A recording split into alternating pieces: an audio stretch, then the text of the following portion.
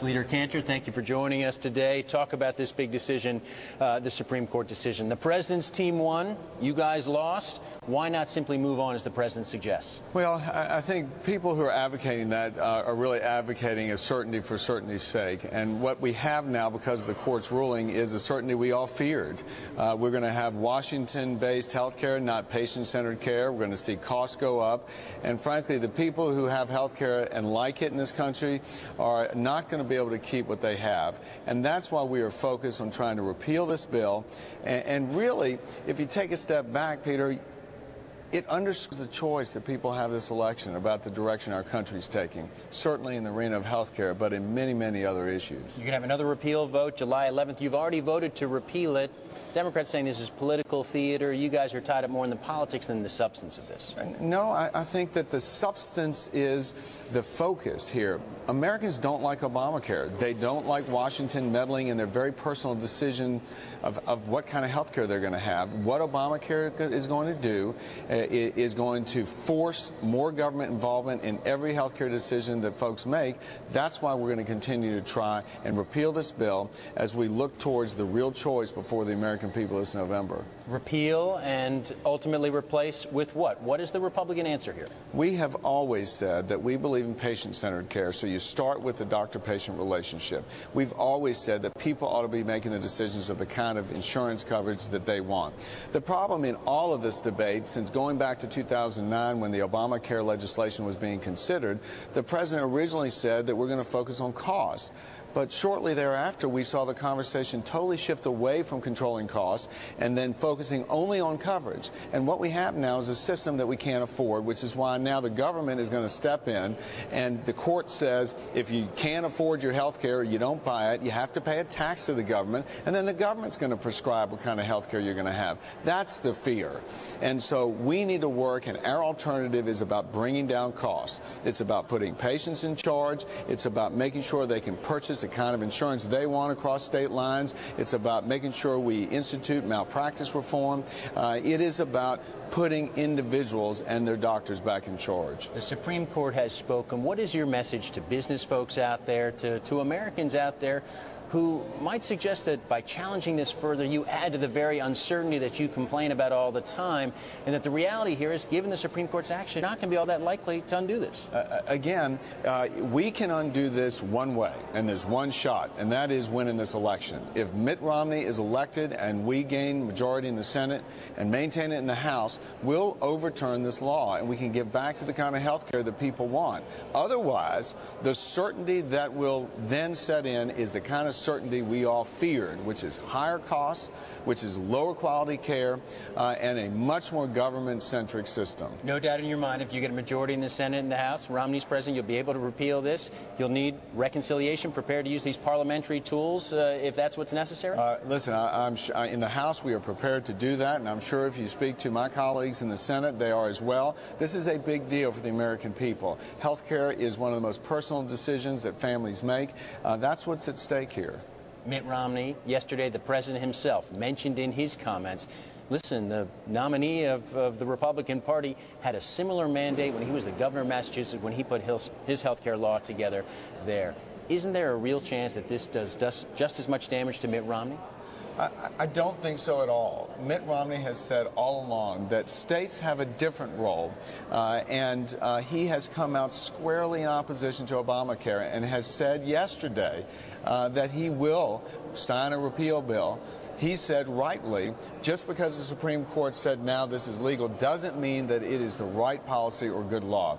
That is what we believe and most Americans believe, and that's why we're going to continue to try and return to patient-centered care and give Americans the opportunity to have the health care that they want. Are you encouraging your members here in the House, everyone running for re-election, listen, run on challenging this? Is this now the single biggest issue for your members going forward? It's certainly a very important issue for America, and in fact, we understand what it means for states and the federal government, but we most importantly understand what it means for families.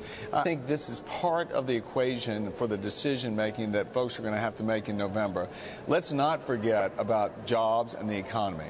I think most people are desirous of seeing America start to grow again, and we've said all along the policies that this president has put into place and supported by the Democrats in Congress have hampered the ability for America to return to growth, have hampered the ability to see capital go back to work and produce more jobs.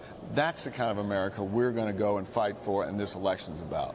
Let me ask you one last question about the health care issue, and that's this idea again that John Roberts affirmed himself that he sees this more as a tax as opposed to a fee. Aren't all those people out there who don't have health care, who might otherwise be able to pay for it, aren't they imposing a tax on the rest of us every time they go into an emergency room right now? Aren't they raising the cost of health care for everyone else? Obviously, I don't agree with the opinion that the Supreme Court came down with. What I think that Justice Roberts' opinion said was that it was constitutional and legal for the government to exercise its taxing authority to coerce behavior and force someone to buy insurance that the government says you have to, and the kind of insurance. I mean, our objection is, number one, forcing people to buy health insurance is not something we believe that the government ought to be doing or is constitutional. And secondly, once that mandate's in place, then the kind of insurance is going to be dictated by Washington. That's the problem. We don't want Washington determining the kind of health care, because immediately that increases the cost, which we've seen already, and ultimately people and employers will not be able to afford health care, and so they'll pay the tax because they're coerced to do so, and then folks will be put into these exchanges in the environment in which government has a lot more control dictating the kind of coverage you're going to have. Disappointed in John Roberts? I'm just, listen, I respect the court. I agree with the opinion. And that's why we're going to fight so hard, because it really is Congress's job to make the laws, right? And we believe we've got to overturn this law. That's what the election's for.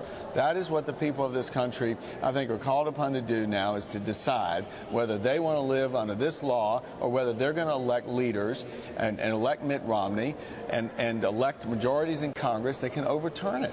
Let me ask you a couple questions about the economy within our time remaining. Today you've got on the floor a highway bill and this deal on student loans. Some people suggesting this highway bill in particular may be the last big measure that could actually add to job creation in this country in this election year. First of all, any doubt that these things are going to be passed today and done with? I think you're going to see a good bipartisan vote on the transportation bill. Are you going to vote for it? Yes. You are.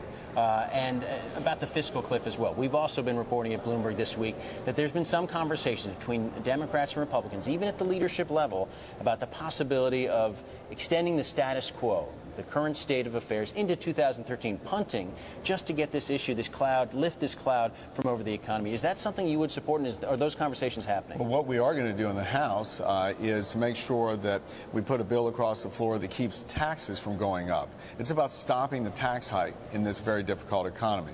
We will do that and call for the extension of existing rates for a year so we can go about affecting real tax reform, which is bringing down rates for everybody, for corporations, for small businesses and individuals, broadening the base, bringing down rates so we can grow this economy. I think all of us know we have a very difficult situation in this country because we don't have the confidence right now to get back into the game and start growing. We got to focus on the competitiveness of America, and that's where our agenda is focused. That's why we want to keep tax rates where they are and stop them from going up. Would you be open to having the conversation with the White House and Democrats, maybe you are already, about adding the sequester issues in here, all these other issues, and pushing this all down the road for whoever the next Congress is? We believe it's really important to substitute the cuts that are going to impact the Pentagon. In other words, that sequester issue. We believe is very important. But the House is the only body that has actually put forward a solution to do so. The White House has been mum in terms of their plans on how to deal with the hit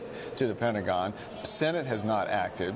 We continue to ask both President Obama and Harry Reid to come to the table and talk to us. You know, John Boehner has consistently been over at the White House and talking to the leader in the Senate. All of us have been engaged in these discussions, but it's been a one-way discussion. We want what's good for America, and that is we cannot have the Pentagon struck with the kind of cuts that are looming if we want to fulfill the mission of securing this country. What's it going to mean politically if defense contractors, like some in your home state of Virginia, start issuing potential pink slips to their employees before the election? Obviously, that is a byproduct of what the sequester is going to cause if we can't stave it off. I am as concerned, though, about the national security of our country and the ability for our troops in the field to have what they need to affect their mission, and for us to continue the kind of global leadership that has resulted in the freedom that we enjoy here at home. Final question for you.